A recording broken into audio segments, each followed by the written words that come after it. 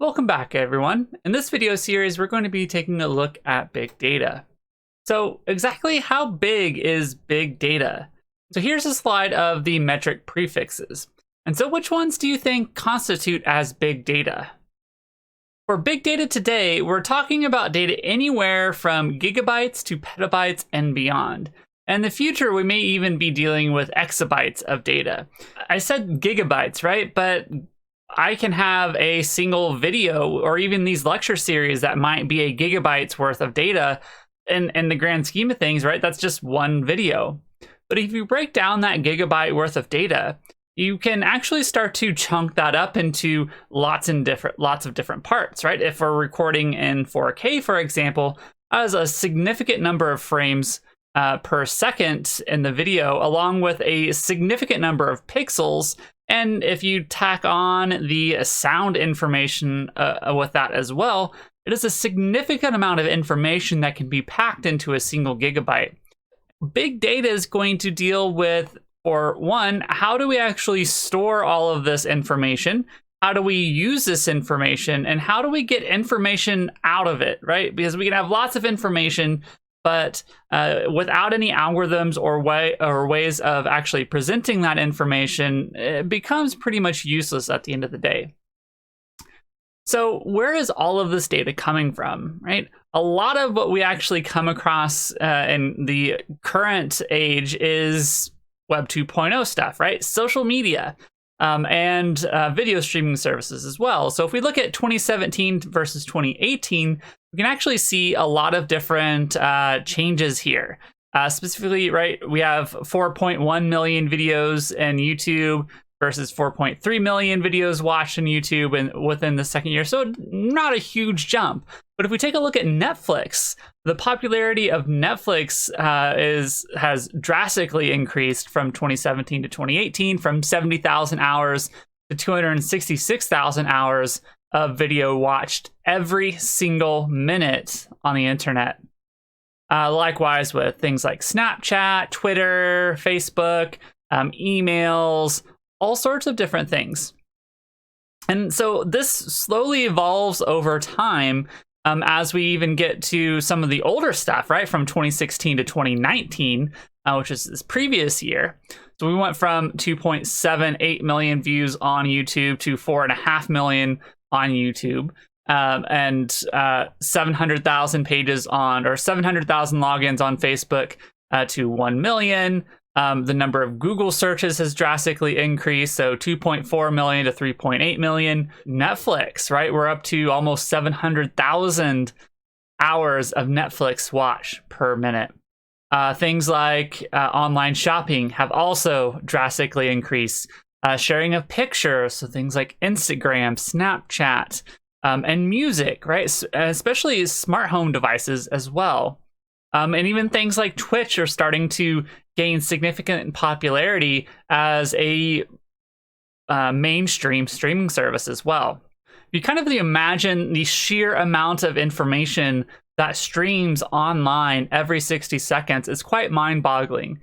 How do we actually make infrastructure that can support this scale of streaming that information live and in high definition, or in a quick manner, right? Because we don't want to have to sit here and wait 5 hours in order to download a YouTube video like what we had to do in the late 90s, early 2000s, things of that nature. So how do we create an infrastructure that can support this type of information? And how do we create software that allows a normal user to interact with that data in a meaningful way? And that's really where the big data stack comes into play. We can use all these tools and techniques not only to store information, but also to view that information. This technique creates somewhat of a stacked approach here in management of the data, where the bottom layer is going to represent all of the providers of that information. And if we look here, we have things like MySQL, Postgres, Hadoop. All of these sorts of things are database technology. And some of them, things like Hadoop, are specialized in big data, so performing operations on very large amounts of information very quickly. And so we have speed on one axis and scale on the other. So how fast is that particular technology at working with information, and how much information can it work with per second? Right, so we have megabytes to petabytes, and batch processing, meaning we can process stuff on demand, but it takes a little bit of time for us to actually do it. And then real time, meaning that when we ask for our data is there instantaneously, and we don't have to actually wait for it to be produced. In the middle here in our stack, this is going to be where all the analysis of that information is. So the bottom is where the data is actually being stored and provided into the analysis layer, where we use packages like things like SciPy and NumPy, which are Python packages for scientific analysis. Also things like Mahout, which is a machine learning library, and all sorts of other information processing libraries that live at this layer. So this is where we're going to do some things like machine learning, artificial intelligence. We're going to crunch that data, transform that data to prepare it to be displayed to the user, which is done at the service layer. Now, the service layer at the top is where we all primarily interact with online. So when we go to Amazon and we see those recommended items, or even if we open up Google News or even Flipboard or Pinterest or whatever, those user curated websites and mobile apps where we have our news articles that are presented to us. And a lot of those are curated for your viewing interests and reading interests. And so how do we take all of the data, all of the news articles in the entire world, and collapse them to a smaller byte of information, a smaller chunk, bite-sized chunks that you can consume as a user? How do you consume the data that you want to consume? And so that's where these services come into play. Things like news curation, even weather forecasting, pricing of items online, recommendation of items online, and even things like online reputation. So how do you gain reputation or fame on the internet for something that's trending on YouTube or Twitter or Instagram or something like that? But where is all this going? So we talked about some of the services that are provided using big data, but a lot of this is primarily used for business, right? We consume as users a significant amount of this information, but underneath the hood, a lot of this is being driven by business objectives as well. So customization of services that everyone provides. So anymore, right, with Web 2.0, everything that we use online is a tailored service to you as the user. So your login information, if you have it on Google, that is being tracked, right? And all of that information that you do with online searches, websites that you visit, you have that digital footprint. That digital footprint allows websites and companies to provide a tailored service to you specifically. It also allows companies to help react to certain market trends a lot easier. So what's trending at the moment, and they can make business decisions on that information. They real-time optimizations for identifying certain costs, making more accurate decisions, and really overall better holistic R&D, right? Better research and development processes that are available because we have all this information available to us, and we can crunch that information in a meaningful way to make better decisions for our company. We have a lot of that information that big data stack that we saw before, right? Where we have what we can how we are able to provide information through things like Hadoop, and we'll talk about MapReduce later. There's a lot of other technologies listed there. ETL, so extract, transform, right? Load. So how do we take the raw data that's being generated by things like smart devices and transform that in a way that is easily searchable, queryable, and presentable to users? Middle area, right? How do we analyze that data? So things like Mahout, SciPy, Hive, a lot of machine learning libraries here, statistical software, and then the real business end objectives here, the end task here. So predictive modeling, sentiment analysis. So how do you detect if a tweet is positive or negative in terms of sentiment? Is this user tweeting negatively about my product or very positively about my project or my product? So these are a lot of the different things that we can achieve using big data techniques and technology to transform that information. A great example of some of these services that businesses can provide are, for example, Google Analytics and Google Trends. So Google Trends is actually one of my personal favorites. Google Trends, I'll attach this link in Canvas, but Google Trends allows you to actually see what's trending on Google, right? As far as who's searching what. So a really interesting thing to look at is year in search. So you can look at what has been trending in the past years. So out of all of last year, what was the top 5 or top 10 things that people actually searched online for?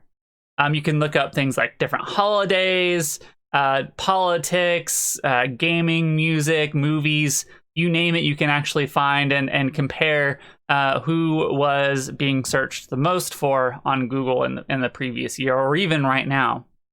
And if you think about the sheer number of people that have actually used Google, if we look at last year, 2019, 3.8 million Google searches per minute. So every 60 seconds, 3.8 million searches on Google. So how do we actually transform that into something that is usable, right? That's all information that we can actually look at and rely on and make decisions on. What's currently being popular and so forth. Another interesting service of that nature is healthmap.org. Now, healthmap.org is a website that was originally a research project, but what they do is they actually go in and collect all of these different news articles on the web and consume them and look for outbreaks. So viruses, diseases, things like that, and where those news articles are actually being written, and try to geolocate those outbreaks on a map in order to track disease outbreaks. Take a look at this. This is also so mapping, taking things like news articles and trying to map them on a geolocation. This is called the MEDIC mapping. As I mentioned, this site tracks disease outbreaks mentioned online by location and provides a map showing the current outbreaks across the country. And you can also look around the world a little bit as well. I'm just showing a screenshot here of the US. But this screenshot here was back in 2015 when we had a big outbreak of the bird flu. And so you can kind of see, for example, here, these are articles written in Leavenworth County that identified an outbreak of bird flu in that region. You can see the color and the size of the dots kind of indicate the size of that outbreak and severity of that outbreak. And we can even compare that to current events with the COVID-19 crisis, where we can see a lot of different dots across the US and certain regions and areas that have higher concentrations of COVID-19 cases that have been reported in the news. So this is a really interesting way to consume news articles in order to track outbreaks of diseases. There's also been very similar use cases of thematic mapping with Twitter data, specifically Twitter data with tracking the impacts of natural disasters as well. So things like hurricanes, tornadoes, and earthquakes and things like that. There's a lot of different uses of big data, as you can imagine, and we've only shown a couple different ones. A lot of the big topics are listed here, though, with things like topic modeling, where we can analyze text of an article, for an example, to determine what it's talking about. So given 3 articles, one of them is about a sports game, one of them is about a sports video game, and one of them is about a sports movie. How could a computer tell the difference between the different topics, right? They're all about sports, but how do we write an algorithm to determine which article is about the video game, which one is about the actual sport game, and which one is about the movie? So there's a lot of different situations that topic modeling can help us solve, and actually teaching a computer to actually recognize a section of text and what that section of text is actually about. Because for a computer, understanding natural language, whether it be written or spoken, like natural language processing, is an extremely difficult task. So that's what NLP, or natural language processing, is actually trying to accomplish here. How does a computer understand spoken words? We've already talked about the analytics and data forecasting. Now that's things like the Google Trends, sentiment analysis and crowdsourcing. We've talked about that all as well. So is your brand getting good reviews? Right? How do we tell if a comment or a tweet is positive or negative? Can you use that to figure out what the problem is? So a lot of companies are really great at using this. Others probably not so much. A lot of things with big data are reduced down into information visualization as well. So how do you make sense of this large amount of data? One way is to visualize it so people can easily understand it. And this isn't like making a simple XY chart, a graph in algebra, or even using Excel. These are large amounts of information. So how do we transform that into a visualization that makes sense and allows us to extract the information that we need out of it, or the interesting information that exists in it? And we've also already talked about thematic mapping, where we can map out data items by location or even geolocation and across time to understand what's going on in the world around us.